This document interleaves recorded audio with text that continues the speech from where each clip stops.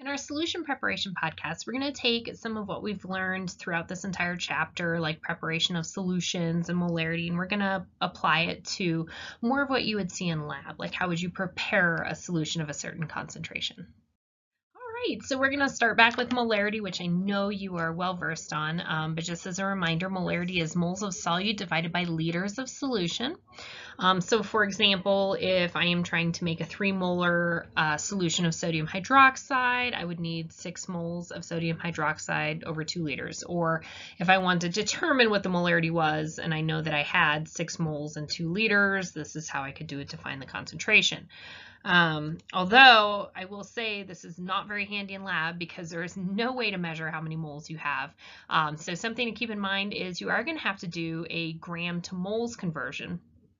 So I can't go out and measure, say with the last problem, 6 moles of sodium hydroxide. I can measure a certain number of grams of sodium hydroxide, and sometimes you will have to also convert your solution from milliliters to liters to make that calculation work.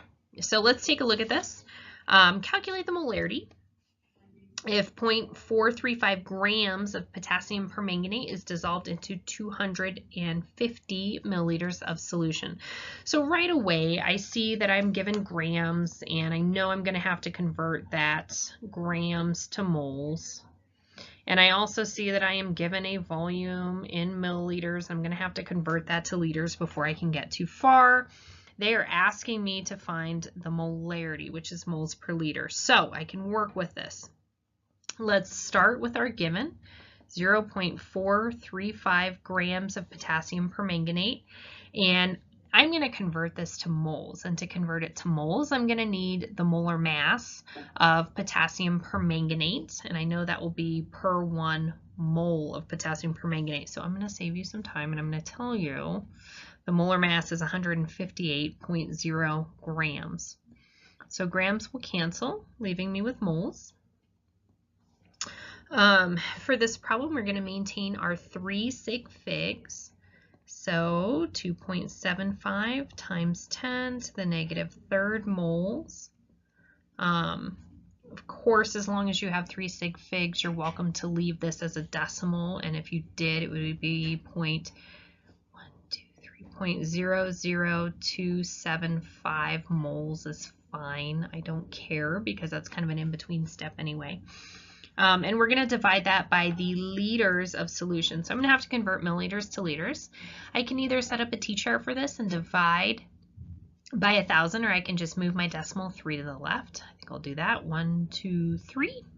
So I have 0.25, and I'm going to maintain the zeros being significant because I had the decimal on the initial volume. Liters. So when you divide those two, you wind up with 0.0110, maintaining 3 sig figs, molar concentration for our solution.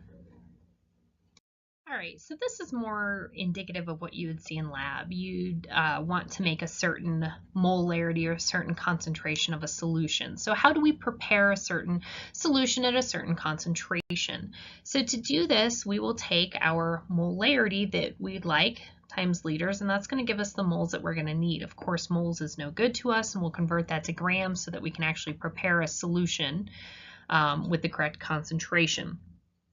So our example problem is what mass, so I'm looking for grams here, is needed to make 2.0 liters of a 1.5 molar sodium carbonate.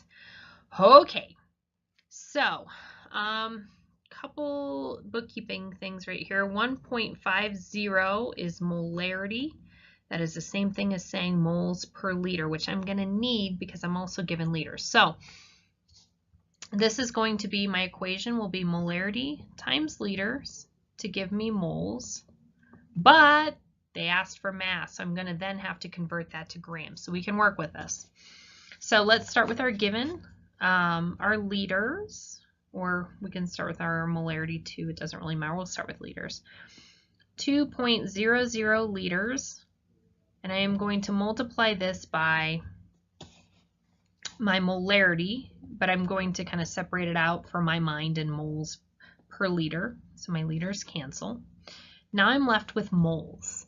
Again, you could do this one of two ways. I can either extend my line and do a mole to gram conversion, or I can end the problem here and then take the number and then convert from moles to grams. I'm going to go ahead and extend my line, but know that if it works better for you to just multiply these and get an answer and then do a second conversion, you're totally welcome to do that.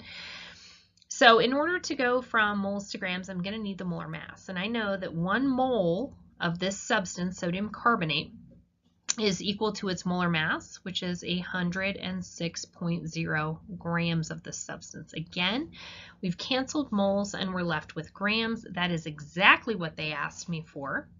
So when I multiply across the top and divide by the bottom, I am left with 318 grams of sodium carbonate. So what this essentially means is if I would like a 2-liter solution that is 1.50 molar, I'm going to have to take 318 grams and dissolve it in 2 liters of water to make that particular concentration. So this is a lot more applicable to what you'd actually do in lab or what you'd actually see in real life. But it's using some of the same things that you've already worked with, and that's molarity and mole conversions. All right, so our last question had us figuring out how many grams of a solid we needed to add to a certain amount of liquid. This is a good example of how you would make a solution of a certain concentration when you're in lab.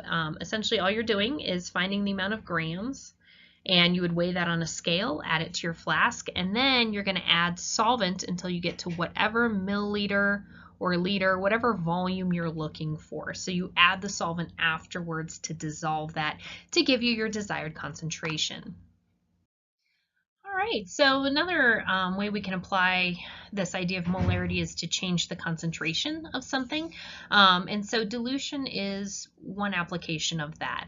So in dilution, you're adding more of your solvent to decrease the concentration of your solute. So keep in mind that your amount of solute is not going to change. It is actually the amount of the solvent that changes. Your volume is going to change.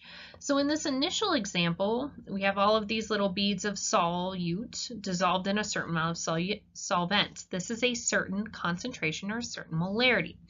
If we would like to dilute the solution, what we're going to do is add more solvent to it. Notice that the number of solute doesn't change.